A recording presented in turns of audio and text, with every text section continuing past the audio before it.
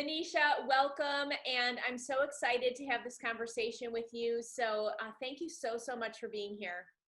It's really great to be here. And thank you so much for inviting me. I'm really looking forward to talking to you about mums and mental health and what I do. Yeah, thank you. It's such a valuable topic. And I know that you have a wide range of experience. And I want to first kick it off with how you came to this field, your personal experience that brought your passion and mission to the table of dedicating your life's work to this mission, really. Well, it's from my own experience. I have 3 boys and I live not very close to my family. So I live in Nottingham and my parents live like 2.5 hours away. So it meant that me and my husband were pretty much on our own here, apart from some friends that we have. I had my kids pretty close together and I was always so excited to have them. I tried for about 4 years, so I struggled to conceive initially, and that was quite stressful. But when I did get pregnant, I remember that feeling of, okay, now what? I spent so long trying to conceive and getting to this point that I didn't really think about what was going to happen after that. I was still really excited. I was so happy to have my little boy. But one thing that I was worried about that I just kept putting in the back of my head was the birth. I didn't know what to expect. And actually, I thought that here in the UK, we have classes run by the NHS and we go to those. And I kind of thought, well, that's all I need. And then after that, what happened is that my birth didn't go as I wanted, but I still carried on. My other 2 came, and I found my own emotional health and my mental health being affected, but I didn't really recognize the symptoms. I didn't really know who to talk to. I didn't know there was any help out there. There's a huge lack of awareness about it. And I think it's associated as well with if you're struggling being a mum, it somehow means that you're not a good mum. Yes. Oh my gosh. Yeah. Wow. What an emotional experience, not only from having a difficult time to conceive in the beginning, but everything that happens after and the feelings of like guilt and shame and everything, like on top of hormones raging through your system and kind of wreaking havoc. I would like to go back to the difficulty to conceive, because I know that there are so many women that struggle with that. And that is another area that can chip away at our feminism and really make us think that we're broken. How did you overcome that experience before you decided to pivot into making this a career to help other women? I honestly have to say, those women who go through IVF, and not only once, those women who do it over and over again, I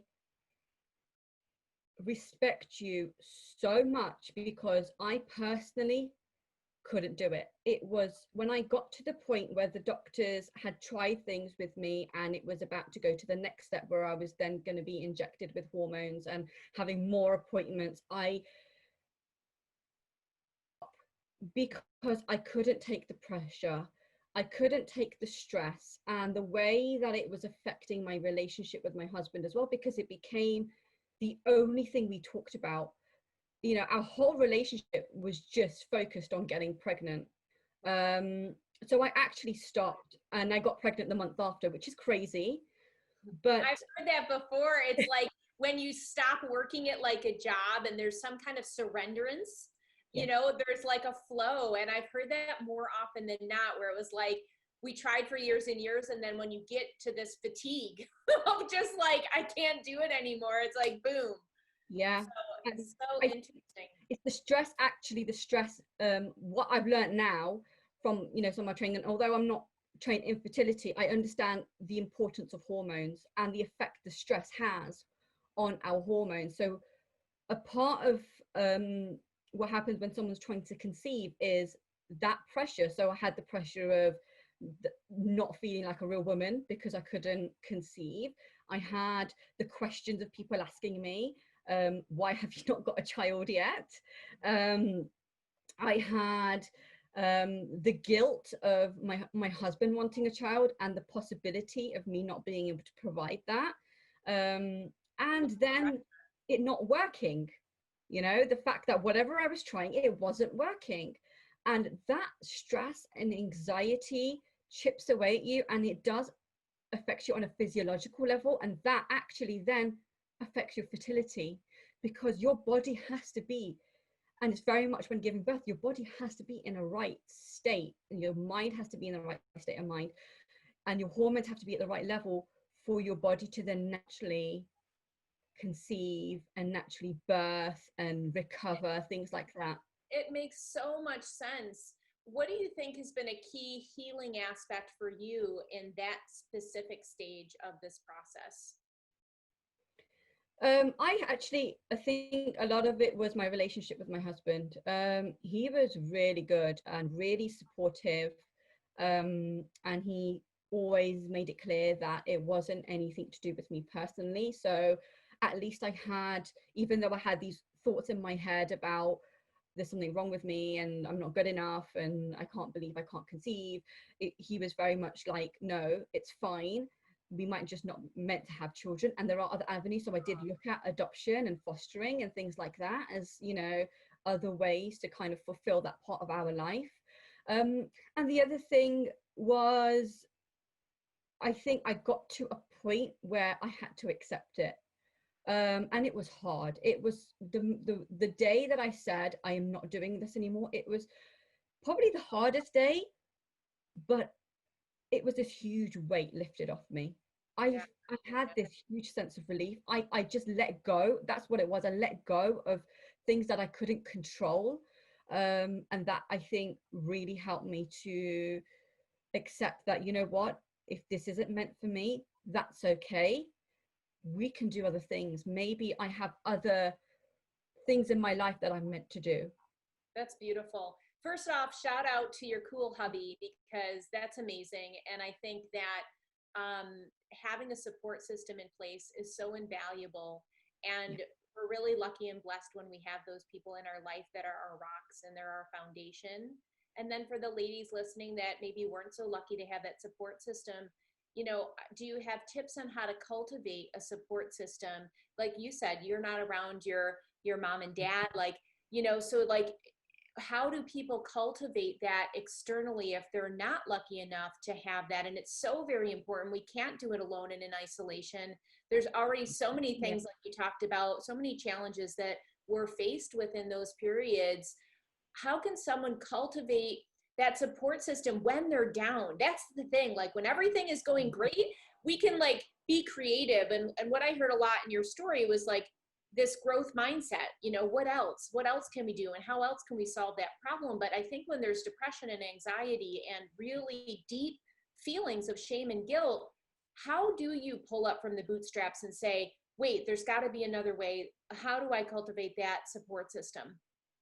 I think reaching out, because sometimes you might think that there's nobody there that understands and nobody that really knows what's going on. And sometimes partners aren't able to understand you, but maybe seeking support either from any friends that you have that you've known for a long time, that know you, that know who you are, or that, I mean, social media is amazing in terms of the support groups that are out there. There are many support groups that are out there that you could try seeing if you can befriend another woman in your local area who's going through, because this is so common. It's, I know we don't talk about it, but actually when I did start talking about it, it was crazy to hear so many. I went through that, I did that, I felt like that. There is other people there who have been through what you have been through or going through what you are going through, and just trying to reach out to them. And if that isn't an option, seek professional support.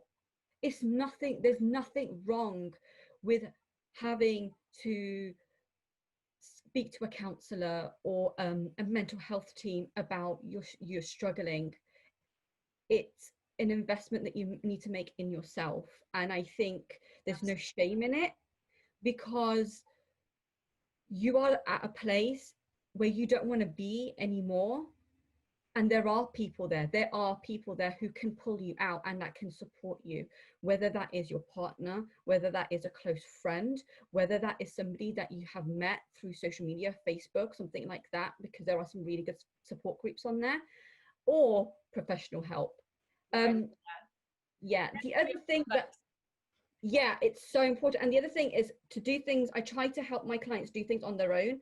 So things like journaling, or starting a creative hobby, whether it's drawing or poetry or painting, knitting, anything that helps you to release some of that anxiety. So it's not pent up, it's not building up within you, because this is a therapeutic outlet to be able to kind of get some of those emotions out, but in a creative way. So you're not actually facing it, but you're letting go of it. Yes, 100%. And I do think when we use that right side of the brain, that very creative side, it does damper down the nerves and the depression and the obsession. I think, like you talked about your whole life being focused on that, and that can absolutely take a toll on a relationship as well. So that's a really great tip. All those tips, you had about 5, and I think that it's really important for people to hear that you're not alone, you're not struggling in isolation. There are other women that absolutely can relate. There are other outlets, whether it is something that you cultivate, like you said, through social media, or taking the next step if it's really starting to get to that extra challenging level of saying, yeah, I actually need help. The beauty of that is because the matriarch of the family, even if you don't have children yet, is such a powerful figure that there's a massive ripple effect when your health is at its optimal level, when your mind, body, and spirit are balanced. That affects every relationship. So it is, to me, the most important thing to invest in when it comes to your holistic well-being. I'm wondering, being a mama of 3 and having this personal experience and this really deep wisdom, because I think when you've experienced it firsthand, you're the most empathetic support system that there is, because you intimately know the details and the challenges and the nitty gritties. And I'm sure that makes you excellent at what you do. When did you decide, Manisha, that you were going to make this your career? I know there's a lot of bravery that it takes Yeah. to step into that and say, you know what, I'm gonna make this my career. When I had my third, I had really bad SPD, so it meant that I was actually in a wheelchair and I couldn't walk for Wow. most of pregnancy. And I was really focusing on how it was affecting me physically, but I did not even think about the emotional effect that it was going to have on me. And I had this idea that once my baby is born, because that they say that you stop recovering, it's the hormones from pregnancy, and you get better once baby's here. So I had this crazy idea that I am going to go back to completely normal as soon as my baby's born. And I don't know, I just didn't think it was gonna, it was just something that I have to get through, and then I'll be totally fine. What actually happened was I ended up suffering from anxiety. And I had no idea at the time really the symptoms of anxiety. And I kept ignoring it because I thought it was just the fact that I had 2 toddlers and a baby. And motherhood, I guess, you know, I just ignored it. And it got to a point where I started getting these headaches every day. It turned into chronic migraines. I couldn't, there were like 2-3 days in a week I couldn't get out of bed. Wow. That's intense. And yeah, and it was when I saw it was affecting not only me now, I mean, there was only so much that I could hide, but it was affecting my children, my relationship with my children, and my relationship with my husband. And then I sought help. I finally actually sought help. So now they're under control. I've taken medication. I've made priority to look after myself. But one thing that came out from that was how common postnatal depression and postpartum anxiety and other maternal mental health conditions are. And not only how common it is, but how little we talk about it and how often we hide it. And I just didn't want other mums to go through what I went to, what I went through. I didn't want them to start having those anxiety feelings or symptoms of depression, and then they ignore it, and then it gets worse, because for me it's chronic migraines, but for others it's real clinical depression. You know, it's maybe OCD, and it can turn into so much more. It's really And the body's cry for help because it it wants is. to be balanced. And so these are red flags. And I think that when we can look at them as like our internal operating system saying, hey, remember me, like I'm out of balance. There's a couple things you need to do. If we can look at it in that like mindset or through that lens, I think it diffuses some of the shame and the guilt. And I also think that it is being talked about more now, which is a really good thing. And I think to your point of social media support groups, there is a tremendous amount of connecting together and feeling like you belong, which is really just an innate human quality that we must have, we must fill. It's a need that we must fill. So the positive side of social media is that you can connect on such a global scheme of people that are going through the struggles, and not in a way to like rehash the bad, but in a way of like community correlation of like being on the same page. And then like, how do we now transform? How do we come out of that? So I would love from your experience to talk a little bit about the balance of sharing story and also traversing the story, because I know sometimes people can stay very much in the quagmire of the story and never quite get to the other side. Yeah, I think one of the things that I found was not just accepting it as being normal, actually trying to intentionally make things better. So, for example, one of the things I focus on is mum guilt.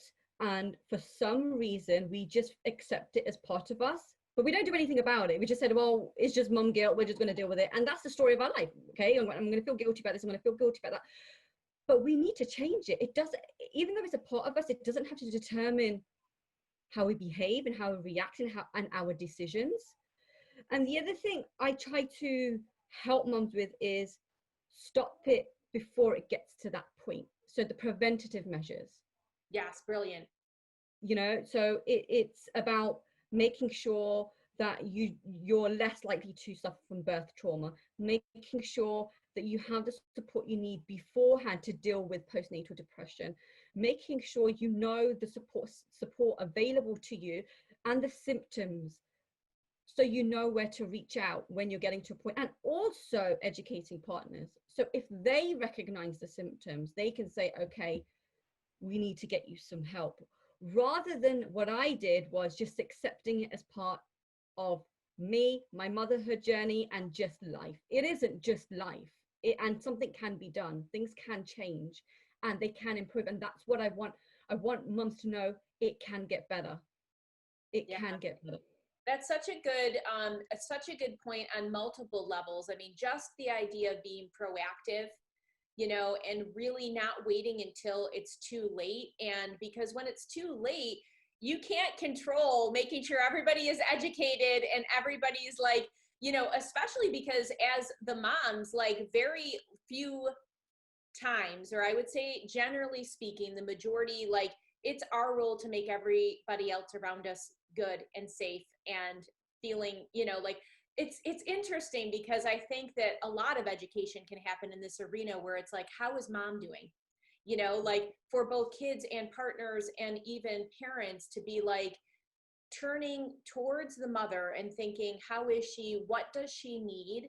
You know, how can we make this more comfortable for her? I think there's a lot of room out there in the world for that kind of conversation. And I love the fact that your company name is called Nurturing Mama, because that can have a couple of different meanings. Not only is mama nurturing everybody around her, but I also think that there's some global consciousness shifts that are required for the mama herself to be nurtured.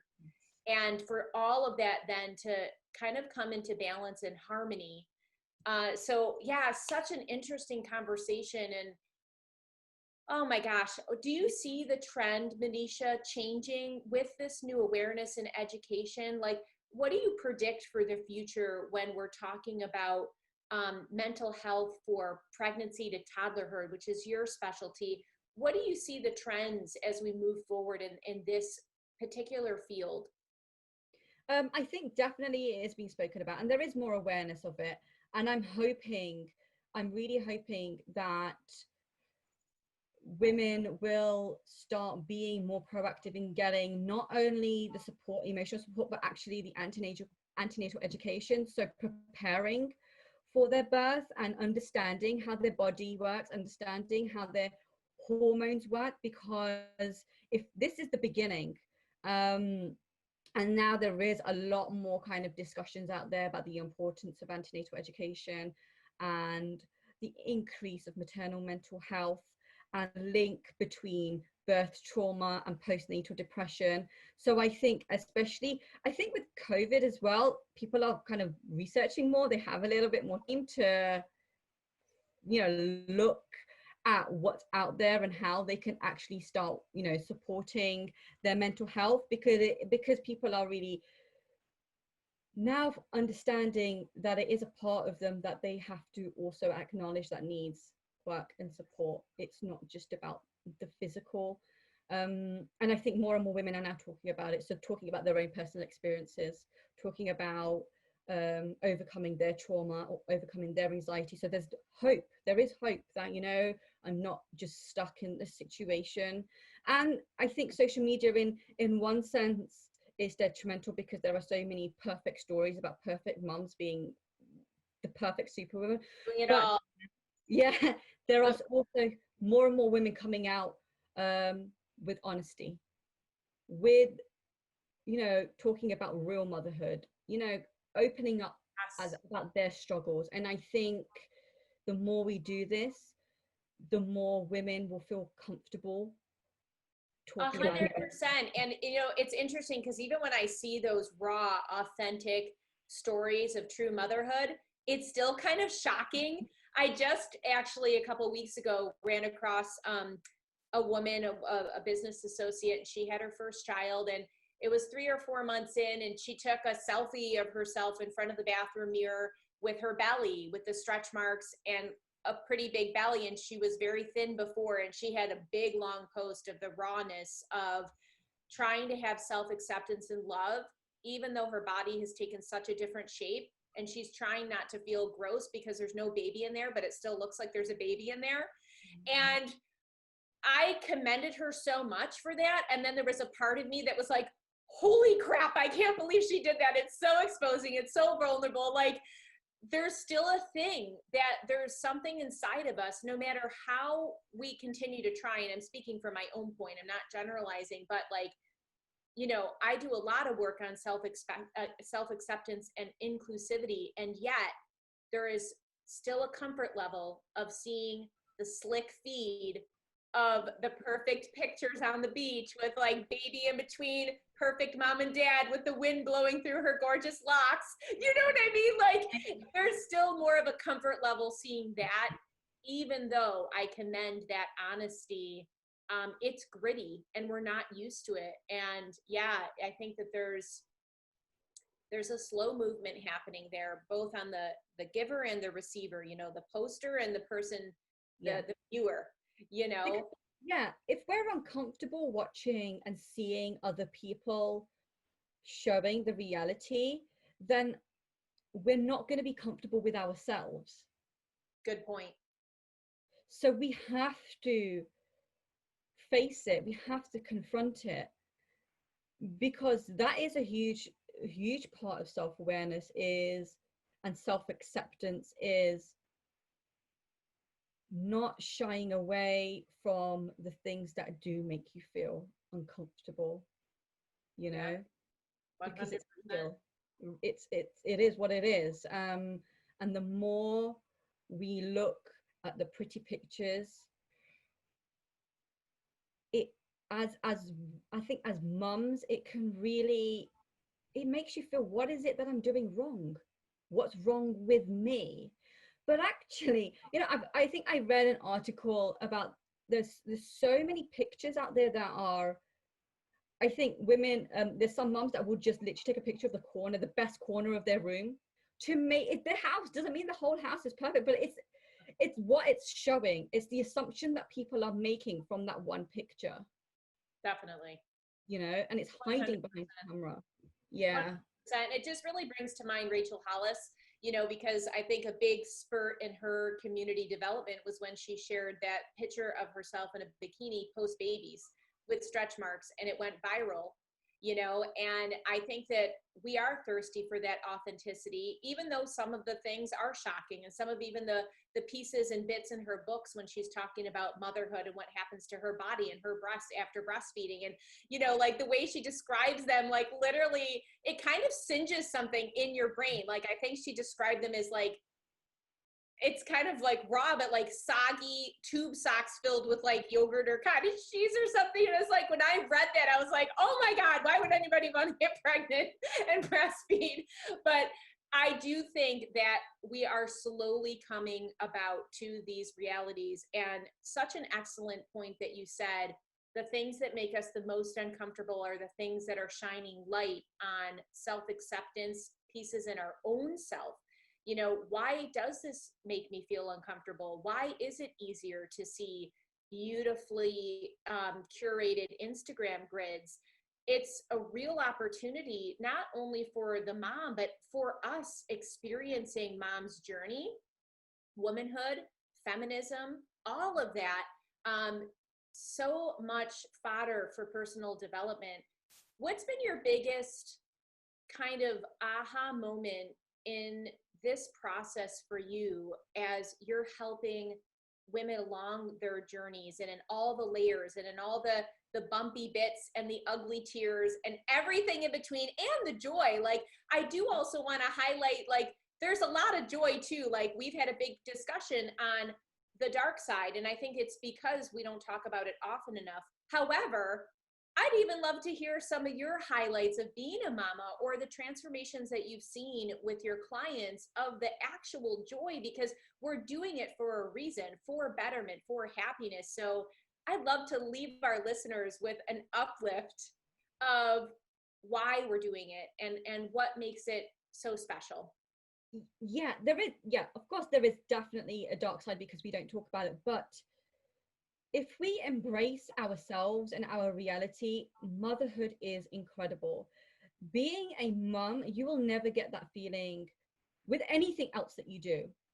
And we deserve to enjoy it. And one of the things that I try to kind of say is, motherhood isn't meant to be a sacrifice. It is beautiful. And the relationships that you create with your children is amazing. And and I think the highlight for me is when I have women who are terrified of birth come out the other end and say, I had an amazing experience. My birth with my baby was so much more than I can imagine. And because we are constantly reading stories about how painful and negative it is, they can change their mindset. And then it's about, I think a lot of it is about control. It's about learning to be able to control the things that you can, but let go of the things that you can't.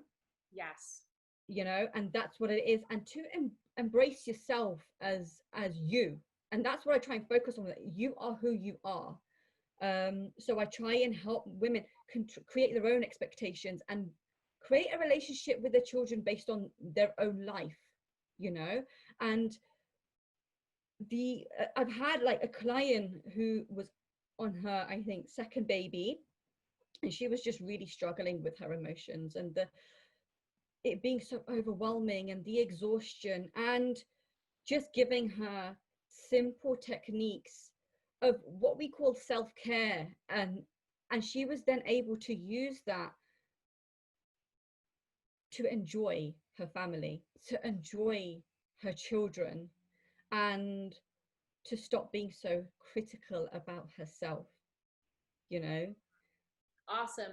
You know, it's so interesting because when I hear these elements and these values that you help your clients with, it can very much be applied to the solopreneur journey as well. You know, understanding the process, letting go of perfectionism, releasing guilt, embracing exactly who you are and the uniqueness of who you are, because that is your secret sauce. And all the biggest thing is surrender, knowing when you need to let go and go with the flow and surrender and trust so you can enjoy the journey. This can be applied to motherhood, and it can be applied to life, and it can be applied to entrepreneurialism. I just think you really just eloquently laid it out in such a beautiful arrangement. So thank you so much for that. This has been such an illuminating conversation. I know that our listeners are going to find a lot of value in your words. If you wanted to close out with some bright light wisdom, what would you like to leave our listeners with today? I think preparing is really important. And I don't mean getting all the things that you need for baby, but really understanding that your emotional state will change, accepting that it will change, your relationship with your partner will change, you probably will change a little bit, but it doesn't have to be a negative thing. If you can put the right preparation in place, acknowledge it, and find ways to help you through that journey, it will get you to a much better place. And that's what I try and do, is help. Preparation is key when it comes to being pregnant, because we don't always know what to expect when we're having a baby.